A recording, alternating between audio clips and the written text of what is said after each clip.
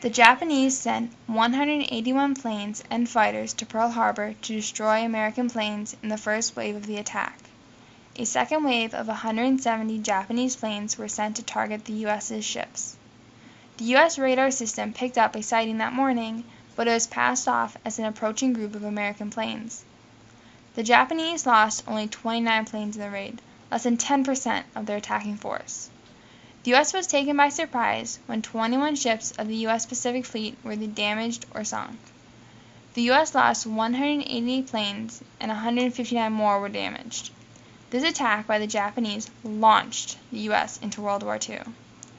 In 1942, a chance observation made possible the launching of Army twin-engine bombers from an aircraft carrier. This operation is called the Doolittle Raid. Admiral Ernest J. King assigned Lieutenant James H. Doolittle to organize and lead the fleet. The modern B-25B Mitchell medium bomber was used as a delivery vehicle. The bombers had enough fuel to hit Japan and continue to safety in Chinese airfields. Doolittle gathered volunteers to have special training for a secret, dangerous mission. The Hornet aircraft carried 16 B-25s with 5-man crews. The plan was for the Enterprise to provide air cover during their approach on April 18th at a launching point 400 miles out. An enemy picket boat encountered eastward, got off a radio signal before being sunk or evaded, and planes took off more than 600 miles out. The military target damage was modest, and no plane reached the Chinese airfield.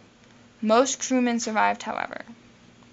The raid was successfully strategized to boost U.S. and Allies' morale. Battle of the Coral Sea, May 7th and 8th, 1942. Japanese airbase threatened northeast Australia with amphibious attack. The Japanese would have air cover by aircraft carriers Shokaku and Zukaku.